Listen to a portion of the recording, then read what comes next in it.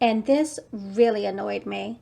How is it possible for a 16-year-old brand new witch who just got her powers like what, 5 minutes ago, to throw down with three of the most powerful witches in Salem's history? Does this not make sense to anybody else?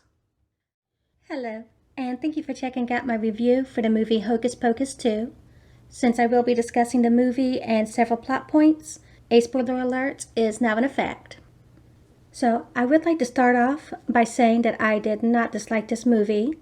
I thought it was a really fun watch, and I had a major nostalgia rush while watching it. The original Hocus Pocus is one of my favorite Halloween movies, and I always put it in my spooky movie rotation every October. And that is really saying something, since I am a hardcore horror fan who usually goes for the scarier, gorier stuff. But Hocus Pocus has long held a special place in my heart. Now, that being said, I had some serious issues with Hocus Pocus 2, and sure, some of them can be dismissed or overlooked just for the fun of watching the sequel that I waited 29 long years for. You would think there was so much time passing between the two movies.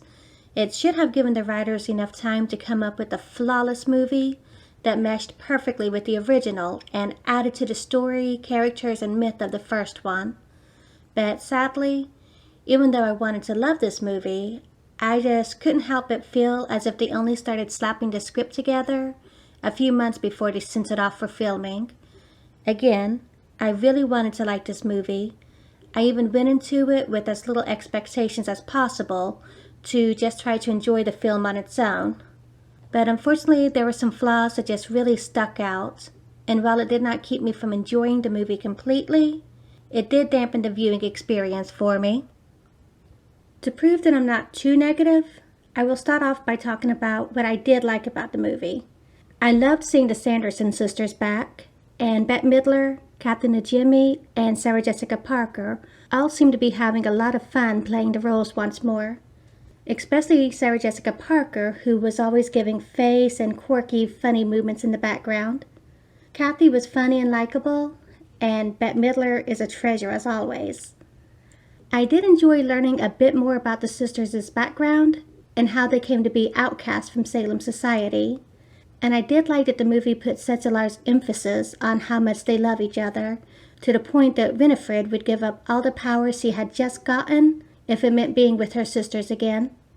It was also fun to watch the sisters facing a modern world that had changed so much, even from the last time that they had been resurrected. I think it is always fun to watch how someone would react to all the things that we are so used to in our daily lives when confronted with it for the first time. I even feel that they could have used this to add more comedy to the movie, but they only had them react to a handful of modern things, one of them being Roombas. It was a wasted opportunity, since the sisters would not have even known what a cell phone, modern TV, or even VR goggles were, and the reaction to those things could have been the best part of the movie. So, overall, I think that the Sanderson sisters were the highlight for me, but that was pretty much to be expected. And now, onto the parts that either felt off, didn't work, or I just flat out didn't like personally. So, please, no witch hunting. My main issue with the movie is that the main characters were not that memorable or even likable. In the first movie, they managed to give the fake cat more personality and charm than the girls in this movie. It was also a bit annoying to see that every male character in this movie was portrayed as either a bumbling simpleton or a misogynist. We could not even go the whole movie without hearing one of the female leads mention the word patriarchy or reprimand a male character for how he behaved. I also found it confusing trying to understand where the events of the first movie fit in with this sequel. They mentioned the Sanderson sisters' history, and one character even witnessed the witch's defeat in a cemetery all those years ago. Yeah, in one scene, someone is watching a scene from the original movie on TV. I didn't really understand this, since they already had several flashback scenes to reference the original movie, and so they really didn't need to include this confusing scene. I also never understood just why Gilbert wanted to bring the sisters back, knowing they were evil witches. I could understand this if he wanted to use their powers to help himself or someone he cared about, or even take revenge for some reason. But no, all we got was that he saw them get defeated in the cemetery and felt sorry for them. And for that matter, why was he, a child, not influenced by Sarah's singing and the witch's bell in the first movie? All of the children of Salem were supposed to have been enchanted, but not him. This would have been understandable if he were deaf or had some other kind of disability. But again, this is not the case. So why was he just out roaming the streets and wandering into cemeteries alone at night? Now, another point of confusion for me were the songs in this movie. I loved the scene in the first movie where the sisters sing and put everyone under a spell, but it made sense for them to know the song that they sung, since they had just watched someone else perform it on stage and could have just remembered the lyrics. But there was no reason for them to know Elton John or Blondie lyrics in this movie, even though I am almost willing to give that a pass, since the singing scenes were a lot of fun to watch. And this really annoyed me. How is it possible for a 16-year-old brand new witch who just got her powers 5 minutes ago, to throw down with 3 of the most powerful witches in Salem's history? Does this not make sense to anybody else?